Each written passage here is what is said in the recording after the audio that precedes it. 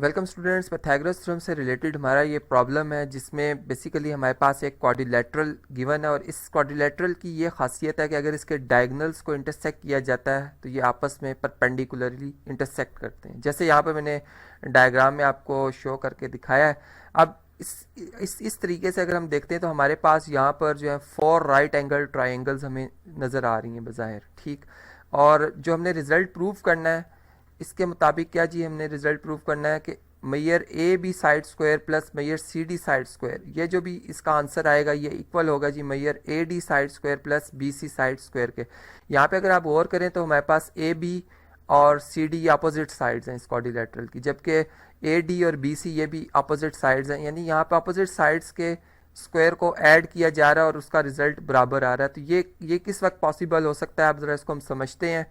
कि चलें फ़र्ज़ करें हम अगर लेफ़्ट हैंड साइड को कंसिडर करते हैं और सबसे पहले इसे सिंप्लीफाई करते हैं। हमारे पास लेफ़्ट हैंड साइड में जो कि टर्म्स आ रही हैं, इसमें एक टर्म है जी ए बी, मैयर ए बी एक नंबर है जी, इसका स्क्वायर प्लस इसी तरह मैयर सी डी साइड है और इसका स्क्वायर है। अब इसे किस तरह से हम कैलकुलेट कर सकते हैं? अगर आप देखें कि हमारे पास ए बी साइड जो, अगर इस ट्राइंगल की मैं बात करूं जो कि ओ ए बी है, इसको मैं शेड भी कर देता हूं, लाइट से शेड करते हैं ताकि हमें ये नज़र आ जाए जी ट्राइंगल, बल्कि थोड़ा सा इसको ब्राइट करते हैं। ये आप देख सकते हैं जी, इस ट्राइंगल में हमारे पास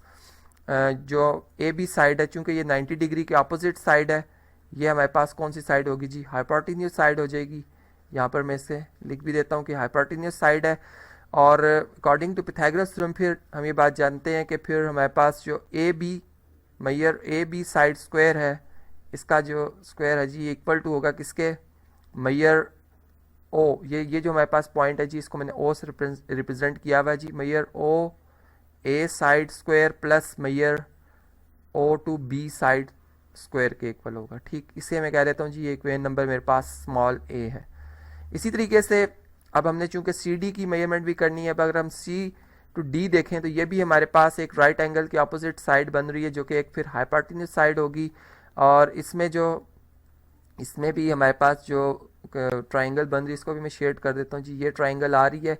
और इस ट्राइंगल के हवाले से भी हम बात करते हैं कि इसमें फिर जो मैयर सी डी साइड है जो कि हाइपोटेन्यूस साइड है, इसका स्क्वायर इक्वल टू होगा जी sum of the square of remaining two sides, यानी square of the sum of remaining two sides में ओ डी, मैयर ओ डी साइड आ रही है इसका स्क्वायर प्लस मैयर ओ टू सी साइड आ रही है और इसका स्क्वायर आ रहा है। ये हमारे पास ए और बी दो इक्वेशंस आ गई हैं। अब अगर हम इन्हें ऐड करते हैं, यहाँ पर चले मैं ऐड लिख देता हूँ ताकि आपको याद रहे कि हमने यहाँ पर क्या किया जी, इन्हें ऐड किया है। तो हमारे पास मैयर A B side square plus मैयर सी डी साइड स्क्वायर, ये इक्वल टू हो जाएगा किसके जी। अब यहाँ पे अगर आप देखें तो O to A, O to B, O to C and O to D, यानी तमाम टर्म्स जो है वो डिफरेंट ओ से डिफरेंट वर्टिसेस की तरफ डिस्टेंस को रिप्रेजेंट करें, तो हम इस तरह से फिर लिख देंगे ये मैयर O to A distance square के इक्वल है प्लस मैयर O to B side square के इक्वल है प्लस मैयर O to C side square के इक्वल है प्लस मैयर ओ टू डी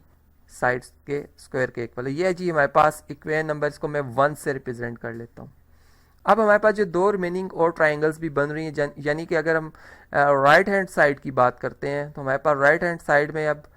जो दो टर्म्स हैं, इसमें ए डी साइड स्क्वायर है। सबसे पहले हम इसे कैलकुलेट करते हैं जी, ए डी साइड, ये एक ट्राइंगल हमारे पास आ रही है, इसे भी अगर हम शेड कर लें, चलें जी डिफरेंट कलर से शेड करते हैं। फॉर एग्जांपल ये जी हमारे पास ट्राइंगल आ रही है और इस ट्राइंगल के हवाले से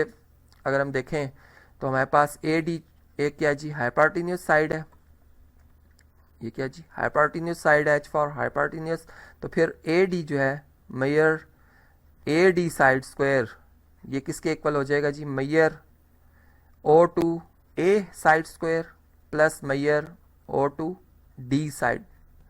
स्क्वायर के इक्वल, ठीक है। ये आ गई जी हमारे पास स्मॉल, यानी इसको मैं इक्वेशन नंबर स्मॉल सी से रिप्रेजेंट करता हूँ। इसी तरह से अब हमारे पास है जी B C, B to C, अगर आप ये देखें तो ये भी हमारे पास हाइपोटेन्यूस साइड है और सिमिलरली इसी तरह से हम लिखेंगे जी मैयर बी टू सी साइड, इसका स्क्वायर जो कि हाइपोटेन्यूस है, ये इक्वल टू होगा जी measurement of O to B side square plus मैयर O to C side square के इक्वल। इस तरह से ये हमारे पास आ गई स्मॉल डी इक्वेशन। अब अगर हम सी और डी को भी ऐड कर लेते हैं चलें जी इन्हें ऐड करते हैं। तो हमारे पास यानी यहाँ चलें लिख भी देता हूँ कि adding equations C and D. तो यहाँ से हमारे पास अगेन वही रिजल्ट आ रहा है कि हम देख रहे हैं कि ए डी मैयर A D side square plus मैयर बी सी साइड स्क्वायर ये इक्वल टू आ रहा है मैयर ओ टू ए